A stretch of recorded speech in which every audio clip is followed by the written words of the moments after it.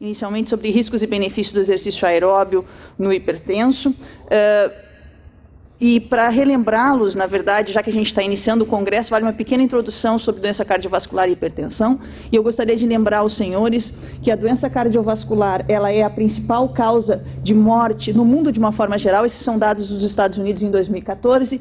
Isso não é diferente na Europa e não é diferente no Brasil. Então, nós estamos tratando de uma doença de alta prevalência, grande mortalidade, né? E no Brasil, esses dados de 2005 nos mostram que nós tivemos aproximadamente 282 mil mortes de uma forma geral, né? E essas mortes se distribuem em torno de 90 mil por AVC, 85 mil por doença arterial coronariana. E aqui eu destaco algo importante para os senhores. Vejam que dos pacientes que morreram de AVC ou de doença arterial coronariana, em torno de 60% a 80% deles tinha hipertensão arterial. Então, a hipertensão arterial é um fator de risco muito importante e que nós temos que manejá-lo de forma muito eficiente para que a gente consiga reduzir mortalidade por doença cardiovascular. Então, vamos tentar relembrar o que é hipertensão arterial ao longo dessa aula, ver os efeitos do exercício aeróbio agudo e crônico e falar um pouquinho sobre a relevância clínica e populacional dos efeitos desse exercício aeróbio. Então, trazendo uma visão um pouco mais atual e um dos conceitos em termos de hipertensão arterial, eu definiria hipertensão para os senhores como uma doença crônico-degenerativa, de natureza multifatorial. Na grande maioria dos casos, ela é assintomática. Esse é um problema, porque muitas vezes nós acabamos verificando valores mais altos de pressão arterial no nosso aluno num primeiro momento, e nós vamos ter que encaminhar esse indivíduo para o médico, né, para que seja diagnosticada a hipertensão. Essa hipertensão compromete fundamentalmente o equilíbrio dos sistemas vasodilatadores e vasoconstritores, num sentido de vasoconstrição, de diminuição da luz dos vasos, né? E com isso ocorre uma redução da luz dos vasos e danos nos órgãos por eles irrigados, né? Sendo os principais órgãos alvos da hipertensão o coração, o rim e o cérebro. A regulação da pressão arterial não é algo simples, ou seja, nós temos uma pressão arterial normal ou alterada, depende de vários fatores, como os senhores podem ver nesse gráfico, que vão influenciar débito e resistência vascular periférica.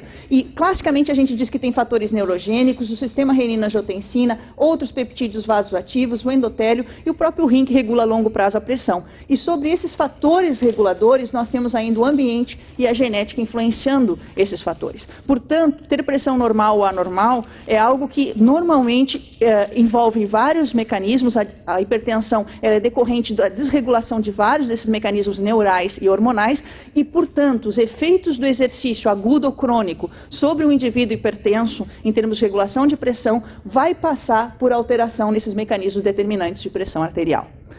Tratando de um desses mecanismos de regulação de pressão, eu gostaria de lembrá-los que o sistema nervoso autônomo tem papel fundamental no desenvolvimento e na manutenção de níveis pressóricos elevados. E o que eu mostro aos senhores aqui é esse estudo já bastante clássico do Grassi, que à medida que a pressão arterial vai aumentando, existe um aumento da atividade nervosa simpática, né? Mostrando que o simpático estaria na gênese e na manutenção de valores pressóricos. E vejam que interessante, que quando o indivíduo hipertenso é tratado com drogas antihipertensivas, e essas drogas reduzem pressão arterial, não necessariamente o fato de estar reduzindo pressão arterial indica que existe redução de marcadores de atividade simpática. Então, observem, por exemplo, que diuréticos não necessariamente reduzem a atividade simpática, que é um importante determinador de hipertensão, né? Bloqueadores antagonistas de canais de cálcio também não necessariamente reduzem a atividade simpática, e bloqueadores da ECA podem manter ou até mesmo reduzir a atividade simpática. Então, existem algumas alternativas que nós poderíamos usar para auxiliar essa redução de um importante modulador de aumento de pressão arterial, que é a atividade simpática. Então, o que a gente poderia associar a esse tratamento farmacológico para que a gente tivesse mais eficiência em termos de regulação de pressão e redução de pressão, né? Ou mesmo num hipertenso inicial, numa pré-hipertensão, que a gente poderia tratar esse indivíduo sem que a gente usasse o tratamento farmacológico e controlar esses níveis de pressão. Uma alternativa é o exercício físico, né? Observem os senhores que nós temos dados cada vez mais consistentes em diferentes tipos de população de cardiopatas, que o treinamento físico reduz a atividade simpática, então ele poderia ser algo coadjuvante muito importante para reduzir pressão arterial em indivíduos hipertensos. Quais são as evidências que nós temos, portanto, com relação aos efeitos do exercício físico, de uma única sessão de exercício, em termos de melhora de valores de pressão arterial. Então, eu gostaria de lembrar os conceitos clássicos em termos de alterações da pressão arterial durante o exercício, e nesse sentido, eu gostaria de lembrá-los que no momento que a gente inicia o exercício, a gente tem um aumento da atividade nervosa simpática, uma redução da atividade nervosa parasimpática. Isso determina um aumento de frequência cardíaca, um aumento de volume sistólico e um aumento de débito cardíaco bastante expressivo e de forma progressiva e proporcional à carga de trabalho. Isso vai me determinar um aumento de pressão arterial sistólica durante a execução do exercício aeróbio dinâmico, tanto em indivíduos normotensos quanto em indivíduos hipertensos.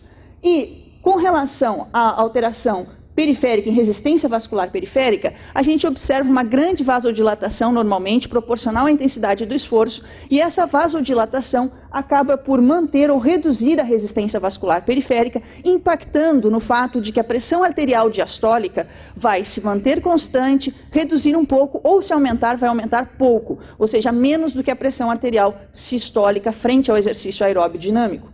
Então, mais ou menos o que nós teríamos é um aumento de pressão arterial sistólica progressivo, né, com o aumento do débito, com o aumento da carga de trabalho.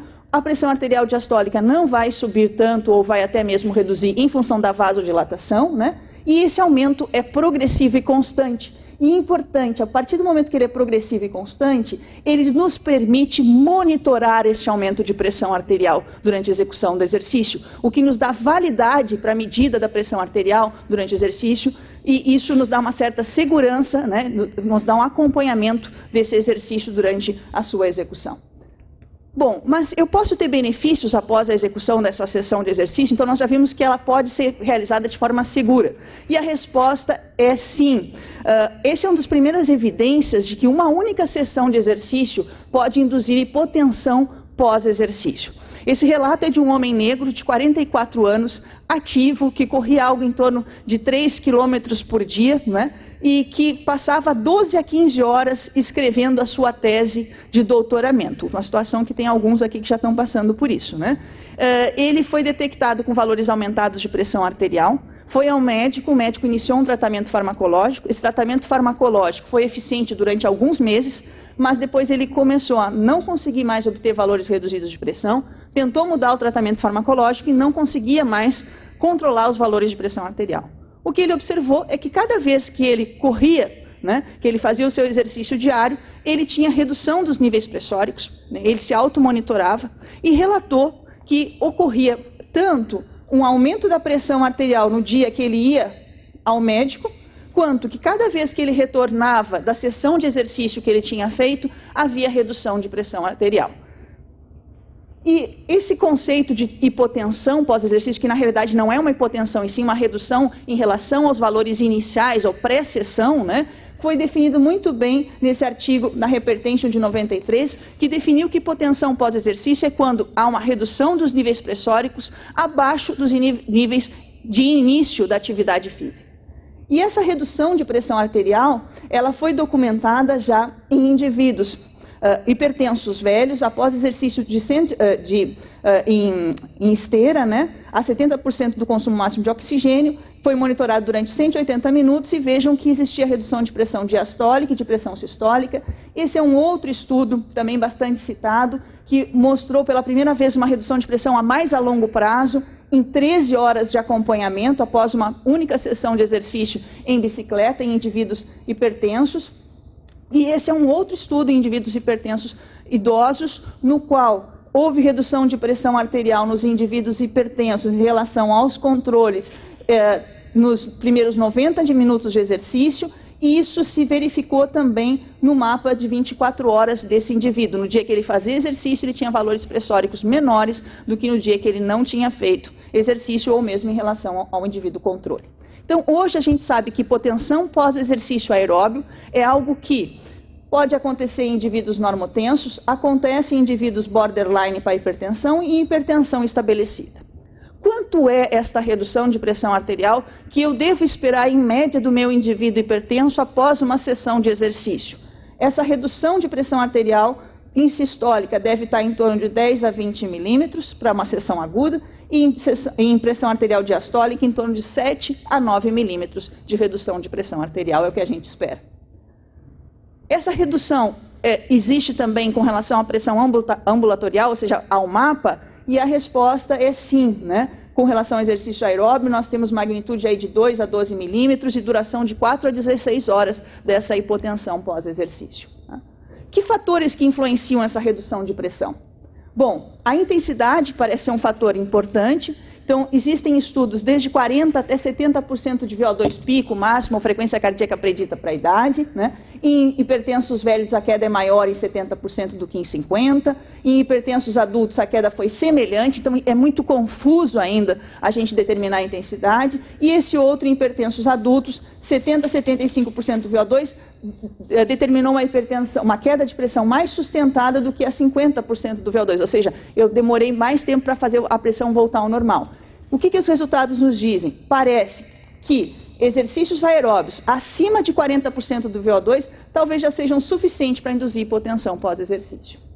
Com relação à duração, a duração variou entre 20 até 60 minutos de uma única sessão, e a queda, existem estudos mostrando queda desde 3 a 10 minutos até sessões de 170 minutos.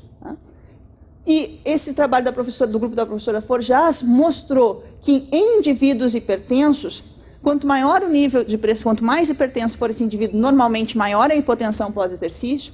Quanto maior o VO2 pico, também maior a hipotensão pós-exercício.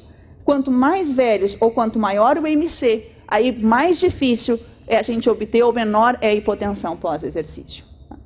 E quais são os mecanismos que levam a essa redução de pressão? Então, vimos que existe, que nós temos que fazer uma sessão acima de 40%, que a duração entre 20 e 60 minutos é a maior parte dos estudos. Que mecanismos influenciam? Em indivíduos velhos, nós temos já alguns estudos mostrando que a redução é decorrente do débito cardíaco, né, por alterações no enchimento ventricular na fase de recuperação, mas a grande maioria dos estudos com indivíduos com menos idade e hipertensos mostra a redução de resistência vascular periférica, redução de atividade simpática, de responsividade de receptores alfa-adrenérgicos ou mesmo aumento de biodisponibilidade de óxido nítrico, fatores que vão influenciar a resistência. Nós não temos um grande número de estudos que avaliou mecanismos em indivíduos hipertensos após uma única sessão de exercício. Bom, existe hipotensão pós uma sessão e a pergunta é: o que acontece com o treinamento físico, que é o que a gente realmente objetiva, né? Que o indivíduo venha e faça um programa de reabilitação, um programa para controlar os seus valores pressóricos. Quais são as evidências que nós temos? Nós temos uma série de evidências experimentais, aqui até eu parei em 2006, mas nós continuamos tendo essas evidências. Os modelos experimentais nos ajudam muito em estudar mecanismos, né? Mas nós já temos essa evidência clínica de que treinamento físico aeróbio reduz pressão arterial sistólica e diastólica em indivíduos hipertensos. Essa aqui é um gráfico que a gente fez no laboratório, reduz pressão arterial sistólica, são algumas meta-análises, em torno de 4 milímetros, se a gente pegar na população em geral, e vejam em vermelhinho que a redução da pressão arterial nas diferentes meta-análises é maior em indivíduos hipertensos do que em branquinho, nos indivíduos normotensos. E é maior no período diurno do que no período noturno. O mesmo acontece para a pressão arterial diastólica, uma redução média em torno de 3 milímetros, maior nos hipertensos que nos normotensos e maior no período do dia do que no período da noite.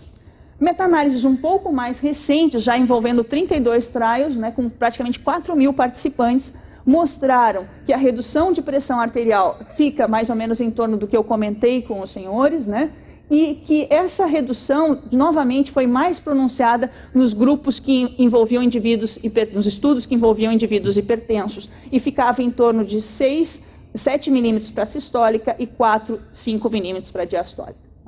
Essa é uma meta-análise, talvez uma das mais recentes que a gente tem, de 2013, mostrando de novo, nos estudos com hipertensos, uma redução maior do que nos normotensos.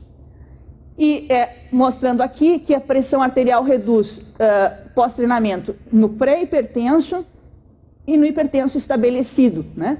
E o que acontece no resistido ou no combinado? Vocês vão ter que esperar um pouquinho, certo? Não é agora ainda. Então, reduz pressão sistólica e reduz pressão diastólica, tanto no pré-hipertenso quanto no hipertenso. Portanto, eu mostro aos senhores evidências bastante consistentes, através de várias meta-análises, que o treinamento se espera que ele reduza a pressão arterial em indivíduos hipertensos. Que fatores que influenciam, né, essa redução? Essa é uma das meta-análises que eu já mostrei aos senhores, e nessa meta-análise eles mostraram que indivíduos negros normalmente têm maior queda pressórica ao treinamento físico do que asiáticos maiores do que brancos. Agora, índice de massa corporal, peso corporal, tipo de exercício, frequência, intensidade, parece não ter uma grande influência nessa redução pressórica. Essa é uma outra meta-análise que mostrou que os indivíduos que tinham maior ganho de VO2 ao longo do período de treinamento físico também tinham maior redução de pressão arterial, né? E mostrou que estudos, nessa meta-análise, que estudos de longo prazo tinham maior redução de pressão do que os estudos a curto prazo. E confirmou que dentro dos parâmetros do que a gente prescreve para treinamento aeróbio, não se consegue ainda ter uma certeza de qual é a melhor frequência e intensidade, que tudo parece ser mais ou menos semelhante dentro do que a gente prescreve para reduzir pressão arterial. Tá? Nessa meta-análise de 2013, que é uma das últimas, o que se mostrou adicionalmente com relação a fatores que influenciam? Que parece que os homens têm maior redução de pressão arterial do que mulheres, né? Ou seja, nós estamos sob maior risco, né? Ainda pensando que hipertensão ocorre mais depois da menopausa, nós somos mais resistentes a reduzir pressão do que os homens, né? E que o treinamento de baixa intensidade tem um efeito menor, um pouco menor, dentro da faixa totalmente aeróbia do que o treinamento de maior intensidade. Tá? E essa meta-análise do grupo da professora Forjas reforça, né, que não só reduz a pressão clínica, mas reduz a pressão ambulatorial, que é confirmado também pelo FAGAT. Okay? Quais são os mecanismos que determinam a redução dessa pressão arterial após o treinamento físico? Então, isso sim, aí o modelo experimental nos ajuda demais, né? Porque às vezes a gente não consegue ser tão invasivo no homem, e um dos modelos que a gente tem usado muito ao longo dos anos para avaliar a resposta de redução de pressão a treinamento físico é um modelo chamado SHR, é um animal espontaneamente hipertenso. Ele tem várias semelhanças na sua hipertensão, nasce normotenso como nós e desenvolve hipertensão, ele é sensível ao sal. Boa parte, eu diria, a grande maioria das drogas que hoje estão no mercado para tratar hipertensão foram testadas nesses animais, né? E os mecanismos de hipertensão, até onde a gente conhece, são semelhantes no desenvolvimento da hipertensão entre o homem e esse animal. Esses animais submetidos a treinamento físico em esteira reduzem pressão arterial, e essa redução de pressão arterial foi decorrente, nesse trabalho, de redução do débito, e o débito reduziu em função de redução de frequência. Havia ainda nesse trabalho, um outro trabalho do mesmo grupo do professor Negrão, vejam que o indivíduo hipertenso tem um tônus simpático sobre o coração. Eu comecei a palestra mostrando que nós temos muito simpático sobre o sistema cardiovascular do hipertenso, né? Então ele tem um tônus simpático muito elevado, e vejam o que o treinamento físico faz. Ele normaliza em relação ao normotenso as atividades simpáticas e melhora o nosso mais importante regulador de pressão a curto prazo, que é o barorreflexo, que está prejudicado no animal hipertenso, e pós-treinamento físico eu consigo restaurar. Nós demonstramos algo bem semelhante no nosso grupo, que a pressão reduzia, que melhorava o baro, que melhorava o simpático, e isso vinha associado à redução de marcadores de estresse oxidativo, de radicais livres, né, em coração, em aorta e sistemicamente. Em humanos, nós temos evidências, em termos de mecanismos, que 3 meses de exercício físico reduz pressão arterial em indivíduos hipertensos, e essa redução de pressão arterial sistólica e diastólica foi associada à redução de resistência vascular periférica, que veio associada à redução do simpático para os vasos. O grupo do professor Negrão mostrou, de fato, que existe redução da atividade simpática pós-treinamento físico nos indivíduos hipertensos, nessa atividade simpática medida no nervo peroneo, para atividade simpática muscular. E aqui é uma meta-análise mostrando diferentes mecanismos associados à redução da pressão arterial em indivíduos hipertensos. Então, nessa meta-análise, que envolveu 30 estudos com hipertensos, a redução de pressão arterial a resistência vascular periférica reduziu em 7,1%, os níveis de noradrenalina em 29% e o sistema renina-angiotensina, a renina, né, em 20%. E nós temos redução em outros fatores de risco associados à hipertensão arterial pós-treinamento físico. Tá? Entre os diversos mecanismos, meio que sumarizando, o que a gente tem? Que reduz resistência vascular periférica, né? E aqui são outros dados muito mais experimentais do que clínicos, melhora de função endotelial, de estresse oxidativo, de níveis centrais de angiotensina, níveis centrais de NOS, e por aí vai, que a pesquisa clínica vai ter que ir nesse sentido. Estou praticamente finalizando, professora Forjas. Essa é uma revisão que saiu agora em 2014, um State of Art, né, mostrando que existem vários benefícios do treinamento aeróbio, né, e a Andrea vai mostrar a questão do resistido. Então, o que a gente precisa investigar? Talvez a questão genética a gente também não conheça bem, e mostro esse gráfico aqui praticamente para finalizar, falta 10 segundos, que indivíduos filhos de hipertensos, eles têm um grande aumento de simpático, mesmo sendo normotensos ainda, e uma vida fisicamente ativa consegue restaurar ou melhorar muito esse início de hiperatividade simpática sobre o coração desses indivíduos filhos de hipertensos. Tá? Existe relevância clínica para isso? Sim. Se eu pegar esse estudo, indivíduos hipertensos e indivíduos pré-hipertensos que fazem atividade regular têm um risco de mortalidade reduzida em relação a indivíduos que não fazem atividade física. Portanto, existem evidências sim de que esse treinamento físico pode modular favoravelmente e a longo prazo a mortalidade desses indivíduos. Sumarizando, né, o efeito agudo, ele está demonstrado, existe hipotensão pós-exercício, isso é uma evidência de nível B. O efeito crônico, para pressão clínica, nós temos uma evidência já de nível A, muito forte. Para o mapa, é uma evidência de nível B, e durante a execução do exercício também é uma evidência de nível B. Portanto, eu sumarizo e finalizo dizendo aos senhores que o risco de realizar exercício aeróbio em indivíduos hipertensos é baixo e controlável em função da gente poder monitorar a pressão. Os benefícios são demonstrados a curto e a longo prazo, portanto, eles são exercícios recomendados para indivíduo hipertenso. Muito obrigado.